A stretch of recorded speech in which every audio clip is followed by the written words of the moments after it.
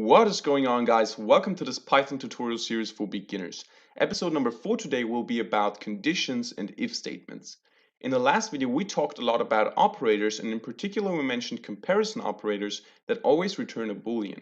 Now, Booleans are the basis of conditions, and we can use these operators to formulate some if statements. An if statement is basically a statement that checks for a certain condition, and if this condition returns true, the code after the statement will be executed. Otherwise, it will just be skipped. So we're making our code more conditional instead of just executing everything in the script linearly. Now, let's look at a code example here. So let's say we define two variables by user input, as we learned in the last episode, and say first number and y equals second number. Then of course we would have to typecast these values. So x is int x and y is int y. And now what I can do is I can use comparison operators to compare these two numbers. So I can check for equal, I can check for less than, greater than, and so on.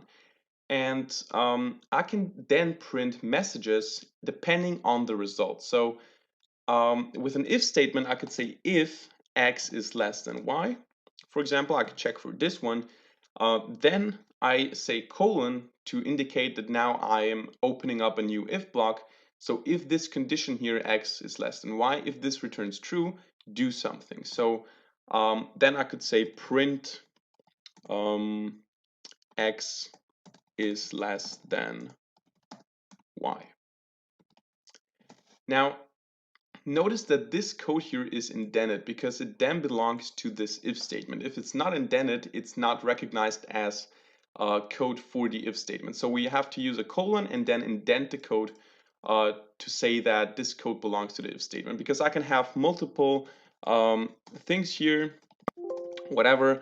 And if I want to execute code outside of the if statement, I would have to go back to well, out of the indentation, basically. So when I write code here, this would no longer belong to the if statement, but everything that's indented here belongs to the if statement. So what's happening here is I'm checking for x is less than y, and this statement can return true or false. If it returns true, I get this message, and if it returns false, nothing happens because the program, the script is over then.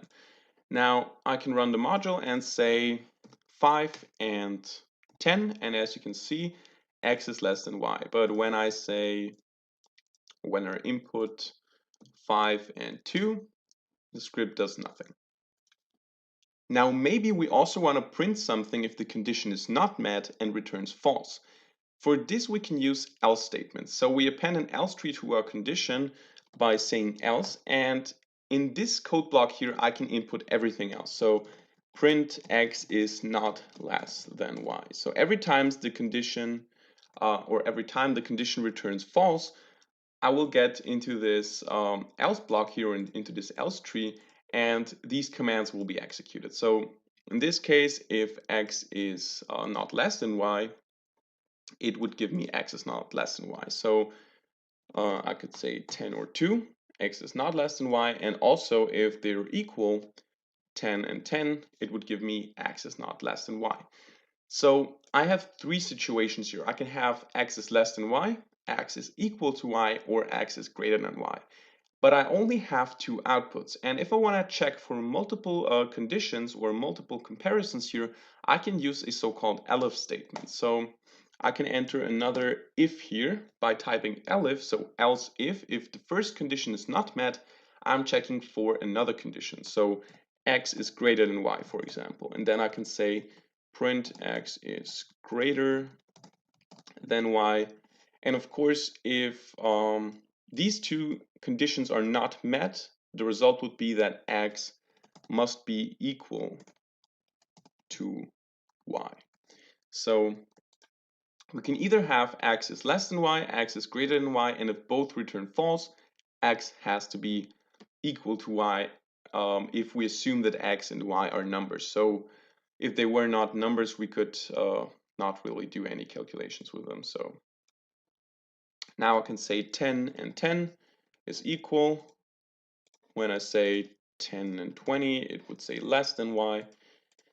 And if I say 20 and 10, it will say x is greater than y. Now, if we're interested in even more information, we can also use nested if statements. So these are just chains of if statements. For example, I could say, if I know that x is greater than y, I also want to check, I don't know, if x is greater than 100 for some reason, and then I could print x is greater than 100. And I could make if statements and if statements and if statements and so on, and then I can use else statements and elif statements, and I can use I can make decision trees with that. So I can already build some logical decision structures in my code when I use multiple if statements here. So what I could also do is I can say, okay, if x is less than y, I can check if x is a positive number. So if x is greater than 0, print x is positive, and otherwise print x is negative, which is actually not quite accurate because I would have to check for greater or equal to, because if x is 0, it's not necessarily negative.